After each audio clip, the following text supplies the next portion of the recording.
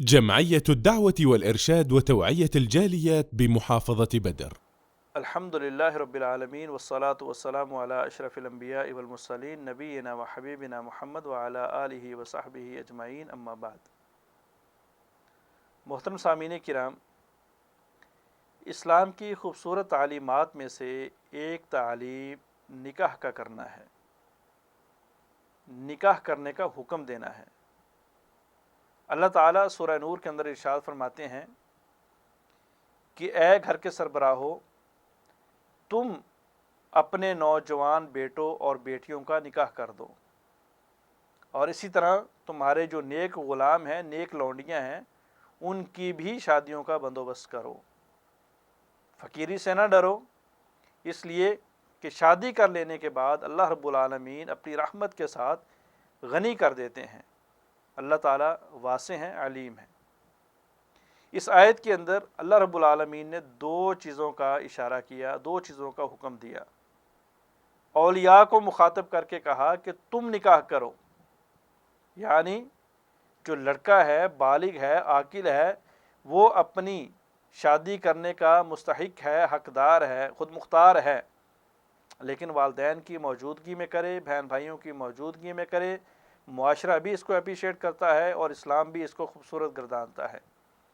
لیکن دوسری طرف جو عورت ذات ہے، جس کے بارے میں رب کا قرآن کہتا ہے کہ الرجال قوامون علی النساء، اے عورتوں مردوں کی طرح بننے کی کوشش نہ کرو، بلکہ مردوں کے مقابلے میں تم ضعیف ہو، مرد تمہارے اوپر قوی ہیں مختلف اعتبارات سے۔ تو یہاں پہ عورت کو منع کیا گیا ہے کہ تم نے خود کفیل نہیں بننا، تم نے جو ہے وہ اپنے نکاح کا خود حقدار نہیں بننا، بلکہ تمہارے ساتھ تمہارے اولیاء کا ہونا ضروری ہے۔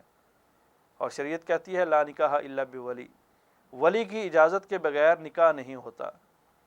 شریعت کہتی ہے کہ ایسی عورت جو ولی کے اجازت کے بغیر نکاح کرتی ہے، اس کی رضامندی کے بغیر نکاح کرتی ہے، اس کا نکاح باطل ہے، باطل ہے، باطل ہے۔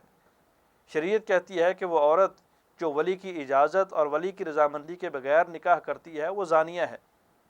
تو پہلا حکم یہ ہے کہ عورت کے لیے، لڑکی کے لیے ولی کی اجازت ضروری ہے۔ اور دوسرے نمبر پہ فرمایا کہ تم نے فقیری کو آڑے نہیں آنے دینا، بلکہ تم نے اللہ کا نام لے کے نکاح کر دینا ہے، شادیاں کر دینی ہے، شادیاں کر لینی ہے۔ یغنیہم اللہ من فضلہ، اللہ اپنے فضل سے سب کو غنی کر دے گا۔ اور ایک نہیں، دو نہیں، دسیوں احادیث اور بیسیوں واقعات صحابہ اکرام کی زندگی سے ملتے ہیں، تابعین اکرام کی زندگی سے ملتے ہیں کہ جو پہلے فقیر تھے، محتاج تھے، شادی کر لینے کے بعد اللہ رب العالمین نے ان کو صف اول کے تاجروں میں شمار کر دیا۔ وہ اپنے زمانے کے، اپنے علاقے کے سب سے بڑے مالدار اور امیر ترین آدمی بن گئے۔ تو یہ اسلام کی خوبصورتی ہے نکاح کا کرنا، اور پھر نکاح کی خوبصورتی ہے کہ انسان اس کے ذریعے اپنے مال کی بھی حفاظت کرتا ہے، اپنی جان کی بھی حفاظت کرتا ہے، اور اپنی شرمگاہ کی بھی حفاظت کرتا ہے۔ نبی علیہ الصلوۃ والسلام نے فرمایا کہ اے نوجوانوں کی جماعت، اگر تم شادی کرنے کی طاقت رکھتے ہو تو شادیاں کرو، اگر شادی نہیں کر سکتے تو روزے رکھا کرو۔ کیوں؟ اس لیے کہ اس کے ذریعے تمہارے ایمان کی حفاظت ہوتی ہے، شرمگاہ کی حفاظت ہوتی ہے، اور شرمگاہ کی حفاظت یہ انسان کو جنت میں لے کے جانے والا عمل ہے۔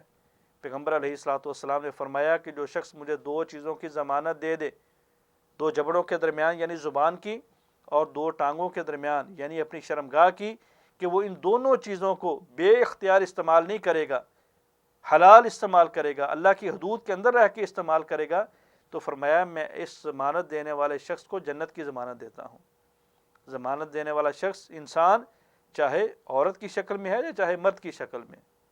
تو بہرحال بات کرنے کا مقصد یہ ہے کہ اسلام کی خوبصورت تعلیم نکاح ہمیں بہت ساری آفات سے بچاتی ہے، اور بالخصوص آج کے زمانے میں، بالخصوص آج کے فتنے میں اولیاء کو چاہیے، سربراہان کو چاہیے کہ وہ شادی کرنے کے اندر اپنے بیٹوں اور بیٹیوں کی عزتوں کو محفوظ کرنے کے اندر دیر نہ کریں، بلکہ اللہ پہ توکل کرتے ہوئے اور اللہ کی رضا پہ راضی رہتے ہوئے فقیری کی حالت میں بھی شادی کر دیں، تو انشاءاللہ رب کی طرف سے انعام غنی ہونے کی صورت میں ملے گا۔ اللہ عمل کی توفیق عطا فرمائے۔